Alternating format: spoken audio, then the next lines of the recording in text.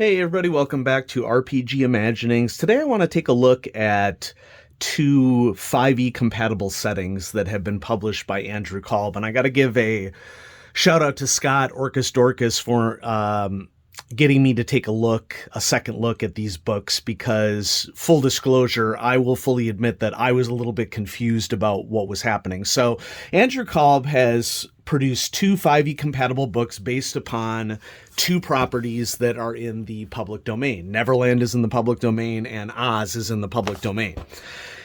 But there are also lots of other what I would call fairy tale style entry role-playing or adventure games out there, namely Labyrinth and Dark Crystal. Like, there's an adventure game for each of those, and I had seen those at my FLGS, but I think that I was getting all four of these products conflated with each other, and I didn't realize how these two Andrew Kolb books differed from the two adventure games that have been published. And I had done investigations into the adventure games, and I was like, it doesn't really seem like my jam.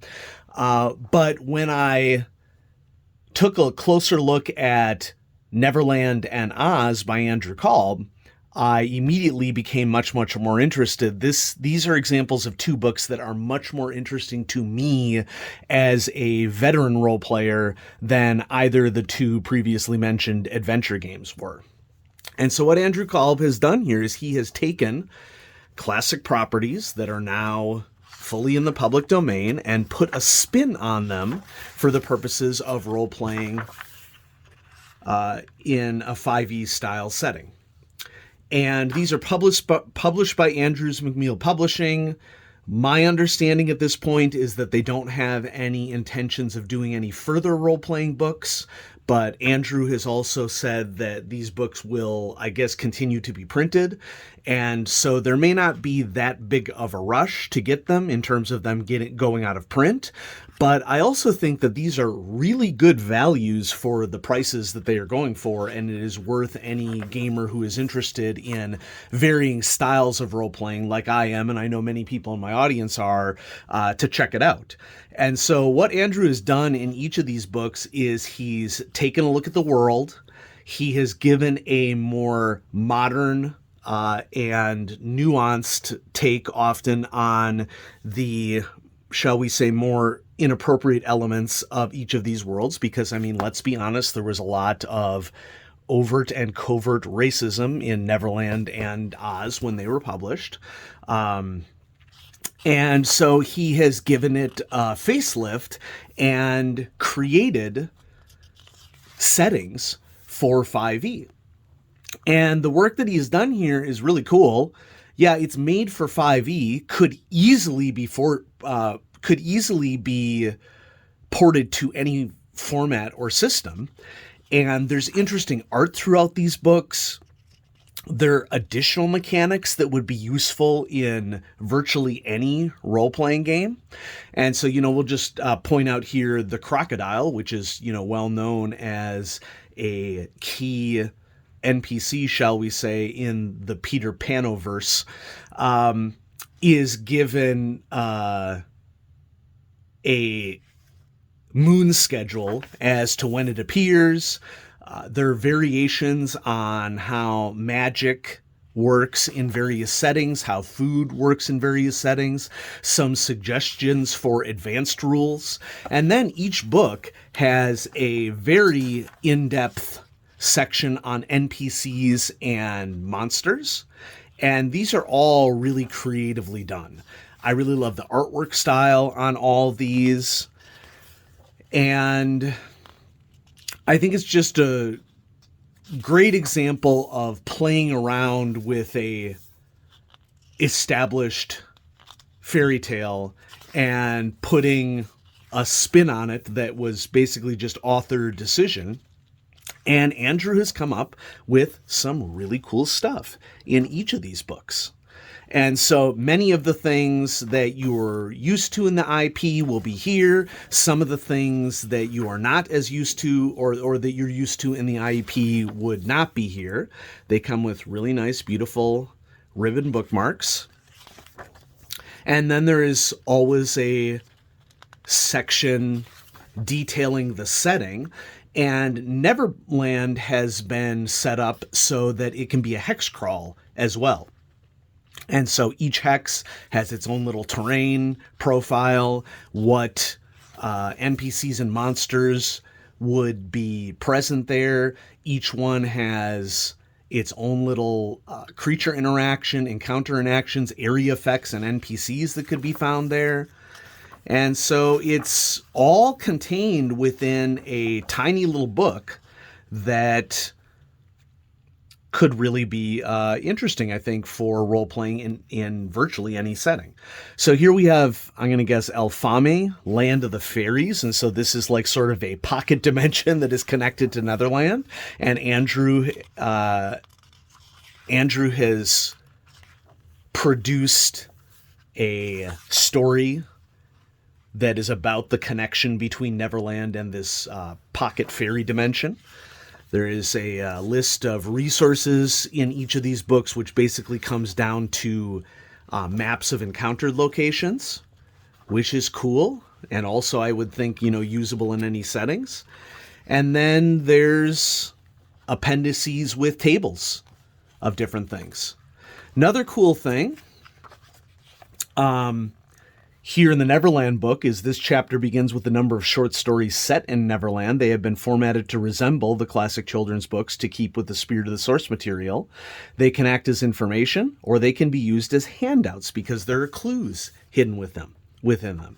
And so I think that that's a really wonderful creative touch. And so this is someone who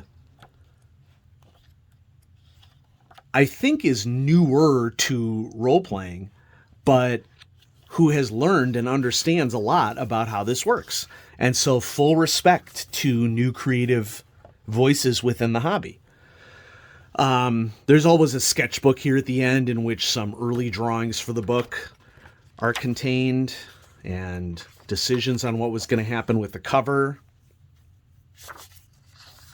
And then a character sheet. Oh, I'm sorry. These are, and these can actually be torn out of the book. These are pre-gens. And then there's a blank character sheet and a quick reference page and a fold-out map of the island of Neverland. These books are going at a really reasonable price on Amazon. So, that's something to consider. Oz. This is a city setting. So it treats Oz as if it's a city, but once again, it contains many of the classic characters that you would expect in the setting. It puts interesting spins on most of them. And so probably of greatest consideration here is that this book combines elements of The Wizard of Oz, Return to Oz. So Ozma is in here. The Jack Pumpkinhead is in here. TikTok is in here. But this being a city, there are a lot of politics that are in this version of the book. And so not only does this book do exactly what the prior one did, but we're emphasizing varying rules, map making and intermissions. Then we have that classic cast chapter, okay, where there are foes and NPCs. Many of these err more on the side of NPCs because there is not as much overland travel potentially in this one, but nice little ribbon bookmark there. And so just if we go really quickly to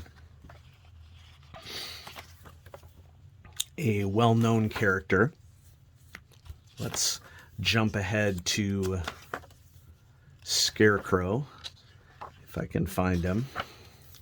Here he is. Okay. So Scarecrow, former King of Oz. So timeline-wise, this takes place after Dorothy returned to Oz, after she had melted the Wicked Witch of the West. And so Scarecrow had become king after the balloon had left Oz. And this is taking place even after Scarecrow was overthrown. And so there's all sorts of interesting political dynamics that happened here. So if you wanted to take a look at that, the production of Tinner's customizable machine controlled by the operators, similar to TikTok. Okay. Tin Woodsman has his own backstory. All of the NPCs that you would recognize in here have their own unique backstories.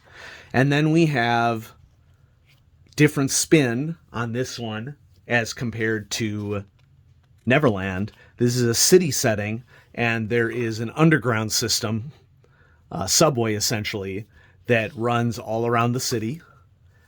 And then we have basic maps of the major regions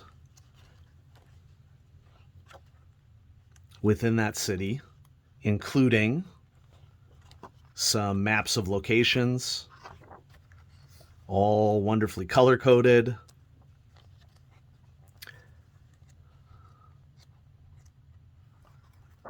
And there are lots of major regions here. And then there's a section devoted to relics and magic items, which is related to the politics that has been laid out in this supplement. Once again, we have maps of different locations that one can visit. Many of these are generic locations, with the idea that in this case, the game master would populate them however they see fit. And then, as we saw in the prior book, there's a section with just tons of tables where you can generate adventures. And sketchbook of design principles, pre-gens, quick references. Okay, and then once again, really nifty fold-out map of the land of Oz. And the end papers in this book, which were just a plain design in the prior book, are actual maps of Oz. So this is a regional map, and this is more focused on the city itself. And so just really cool products. And so, just because it's written to 5e doesn't mean that you can't use it for other properties. But I think that these are really good exercises in how game masters who are just open to being creative and making changes can make something wonderful out of anything. I also think that these books are really good for introducing potentially non-role players to a setting. If you can somehow ground it in a story that they're familiar with, and then maybe surprise them with the twists.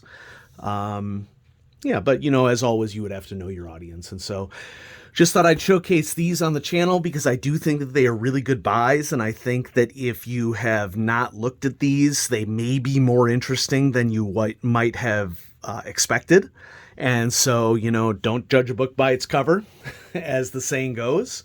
And in my investigations, Andrew Kolb's products are far more interesting to me than the adventure game products that are connected to other products like Labyrinth or Dark Crystal.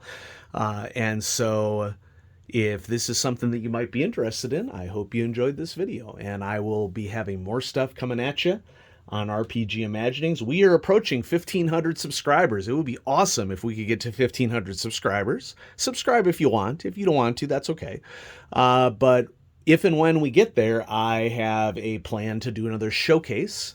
And I already have the materials for it and have been working through those materials and have loved the materials. And it is a West End Games product. And so I'm very excited to not only showcase that to all of you, but also highlight one of my favorite role-playing games of all time. And so if we can get to 1,500 subs, you will see it. Have a great day, everybody. Bye-bye.